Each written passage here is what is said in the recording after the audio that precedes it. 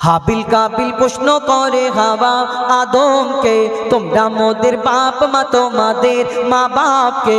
হাবিল কাবিল প্রশ্ন করে হাওয়া আদমকে, তোমরা মোদের বাপ মা তোমাদের মা বাপকে। বলো গো মোদের, বলো কি তাদের নাম ছিল, বলো গো মোদের, বলো কি তাদের নাম ছিল। মোদের দাদা দাদি নানা নানি আছে কোথায়? প্রশ্ন শুনে আদম হাওয়া হলো অবাক গো। হাবিল কাবিলকে তারা কি দেবে জবাব গো। দুজনে আল্লাহ বলে সিজদাতে যায় চলে, দুজনে আল্লাহ বলে সিজদাতে যায় চলে। বলে মাসুম ছেলে মোদের কাছে একই জানতে চায়। হাবিল কাবিল প্রশ্ন করে হাওয়া আদমকে, তোমরা মোদের বাপ মা তোমাদের মা বাপকে। পিতা আদম কি উত্তর দেয়? এর ভিতরে অনেক ঘটনা ঘটে গেল। আদম নবী মা হাওয়া জান্নাত থেকে দুনিয়ায় আসার পরে তানাদের মিলন হলো আরাফাতের ময়দানে। তারপর তো বাচ্চা কাচ্চা হলো। কেন জান্নাতে যে থাকবে তার তো বাচ্চা কাচ্চা হবে না? দুনিয়া আসার পরে মিলন হওয়ার পরে তানাদের জোড়া জোড়া বাচ্চা হয়েছিল। এই কারণে আমাদের কারোর একটা হয়, দুটো হয়, তিনটে হয়, তানাদের শুধু প্রথমেই জোড়া জোড়া বাচ্চা হয়েছিল। এই কারণে যে ভাই বোনের বিয়ে দেওয়ার জন্য আল্লাহ হুকুম দিল, আদম তোমার সন্তানদের ভাই বোনের বিয়ে দাও। কেন দুনিয়াতে অন্য কেউ নেই, কার সঙ্গে বিয়ে দেবে? দুনিয়া বাড়বে কি করে? আল্লাহ যখন হুকুম দিল, তারপরে বাকি রয়ে গেল হাবিলের বোনের সঙ্গে কাবিলের বিয়ে হবে, কাবিলের বোনের সঙ্গে হাবিলের বিয়ে হবে। হাবিলের বোনটা ছিল একটু কালো মতো, আর কাবিলের বোনটা ছিল একটু সুন্দরী। হাবিলের বোনটা ছিল কালো। এবার কাবিল চিন্তা করছে আমার সুন্দরী বোন ওকে দেবো, আর ওর কালো মতো বোন আমি কেউ কালো মতো নেবে না? সুন্দরী আমার বোনটা সুন্দরী, আমি ওকে দিয়ে দেবো, ওর কালো মতো বোন আমি কেন নেবো? এবার আদম নবী এর চিন্তায় পড়ে যে আল্লাহকে বলে, আল্লাহ কি হবে? আল্লাহ সেদিন হুকুম দিল, তোমার সন্তানদের কুরবানি করার হুকুম দাও, যার কুরবানি কবুল হবে সে সুন্দরী পাবে। আমরা জানি না ইব্রাহিম নবী প্রথম কুরবানি করেছিল, কিন্তু আল্লাহ যে স্বপ্ন দেখালো কুরবানি করার জন্য, আল্লাহ কি স্বপ্নে বলেছিল কুরবানি করো? না, প্রথম কুরবানি করলো ওই হাবিল কাবিল, আর কুরবানি কবুল হলো হাবিলের। কাবিল খুন করে দিল। কেন? সেই চিন্তা করে সেই তো একই ব্যাপার হবে, ফলাফল তো একই, কি হবে? খুন করে দাও। কাক এসে কবর খুঁড়েছে, অনেক ঘটনা। কিন্তু এই হাবিল কাবিল যখন প্রশ্ন করে, বলো তোমরা তোমাদের কে দুধ পান করিয়েছিল? তোমরা যেমন আমাদের দুধ পান করেছো, লালন পালন করেছো, জন্ম দিয়েছো, কে? তখন পিতা আদম কি উত্তর দেয় কবি ছন্দের মাধ্যমে লিখছে, দেখুন। ওই বলছে আদম শোন তোরা শোন, মানব জাতির মাঝে সৃষ্টি আমি প্রথম। মোর পাজিরার হাড়ে খোদা হাওয়াকে গড়ে, আর গন্ধম খেলাম দুনিয়ায় এলাম জান্নাত ছেড়ে। মোদের কেউ জন্ম দেয়নি, মোরা মায়েরই দুধ খাইনি। মোদের কেউ জন্ম দেয়নি, মোরা মায়েরই দুধ খাইনি। পাইনি মোরা মা বাপের ভালোবাসা, মোদের নেই বাপ মা মোরা এতিম দুজনা।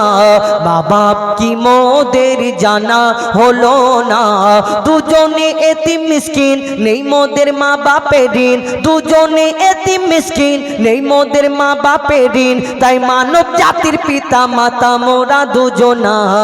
হাবিল কাবিল প্রশ্ন করে হাওয়া আদমকে, তোমরা মোদের বাপ মা তোমাদের মা বাপকে।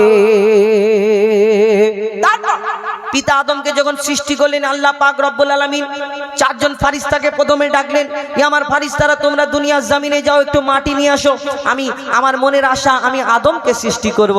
এই কথা শোনার পরে আমার আল্লাহ যখন এই কথা বলে, চারজন ফারিস্তা বলল, আল্লাহ তুমি, আমরা যে তোমার ইবাদত করি এতে কি তুমি সন্তুষ্ট না? কেন? তুমি তো এর আগে একটা জিন বানান, জিনেদের দুনিয়া বানালে। মানে আদম নবী সৃষ্টির আগে আল্লাহ জিনেদের দুনিয়া বানিয়েছিল, জিনেদের আল্লাহর ইবাদত করার জন্য বানালো। জিনেরা আল্লাহর এত নাফরমানি করলো, আল্লাহ বলে ওদের ধ্বংস করে দাও। ফারিস্তারা বলে, আল্লাহ তুমি তো জিনেদের বানালে, তোমার ইবাদত করলো না, আবার বলছো আদম বানাবে, কি হবে, কেমন হবে, কেমন দেখতে হবে, কি করবে না করবে, আমরা তো তোমার ইবাদত করি। আল্লাহ সেদিন বলে, আমি যা জানি তোমরা তা জানো না। আবার দুনিয়ার জমিনে আসার পরে চারজন ফারিস্তা, তিনজন ফারিস্তা ঘুরে গেল, মাটি নিয়ে যেতে পারলো না। চতুর্থ নম্বরে আজরাইল আলাইহিস সালাম, যিনি ওই মাটি নিয়ে গেল, আল্লাহ তাকে জান কবজের দায়িত্ব দিলেন। তো এই যখন আদম নবীকে যখন মাটি দিয়ে বানায়, তারপর কি হয় কবি ছন্দের মাধ্যমে লিখছে, দেখুন। ওমর আল্লাহ যখন বলে গড়ব আদম, ফারিস্তারা শুনে বাধা দিয়েছে তখন। বলে ওগো আল্লাহ পাক তুমি গড়েছো জিনজাত, উৎপাত করে তারা করে না ইবাদত। কি হবে গড়ে আদম সে কি আর মোদের মতন, কি হবে গড়ে আদম সে কি আর মোদের মতন, কি জানি দেখতে কেমন তার রূপ চেহারা। খোদা বলে আমি জানি তোমরা জানো না, খোদা বলে আমি জানি তোমরা জানো না। আদম সৃষ্টি করা আমার আসল বাসনা, আমি যে গড়ব আদম সে মাখলুকে সর্বোত্তম, আমি যে গড়ব আদম সে মাখলুকে সর্বোত্তম। আমি নিজের সেরা সৃষ্টি দেখব আদম চেহারায়। হাবিল কাবিল প্রশ্ন করে হাওয়া আদমকে, তোমরা মোদের বাপ মা তোমাদের মা বাপকে। আল্লাহ যখন আদম নবীকে বানানোর পরে আবার তখন ফারিস্তাদের সব ফারিস্তাদের ডাকে, আমার ফারিস্তারা তোমরা এসো আমার আদমকে সিজদা করে নাও। সেদিন সব ফারিস্তা মিলে সিজদা করে নিল। একজন ফারিস্তা ঝুঁকলো না, সিজদা করলো না, যার নাম হলো আজাজিল, যাকে ফারিস্তাদের সর্দার বলা হতো। কিন্তু এই আজাজিল কেন ঝুঁকলো না? আজাজিলটা তাহলে কে? ওই যে জিন জাতটাকে আল্লাহ বানিয়েছিল ধ্বংস করে দিল, ওই জিন জাতের মধ্যে সবাই ধ্বংস হলো, একটা ছোট্ট বাচ্চা বেঁচে রয়ে গেল। এই বাচ্চাটা ইবাদত করতে করতে কম বেশি 6 লক্ষ বছর ধরে ইবাদত করার পরে যার নাম হলো আজাজিল, যাকে ফারিস্তাদের সর্দার বলা হতো, তার মনেতে অহংকার ছিল, আমি জিন জাত, আমি আগুনের সৃষ্টি, আর আমি মাটির পুতুল, মাটির আদমকে সিজদা করব। আল্লাহ তার অহংকারী পছন্দ করলো না, আল্লাহ তাকে আর সেদিন ফারিস্তাদের সর্দার রাখলো না। কি করলো?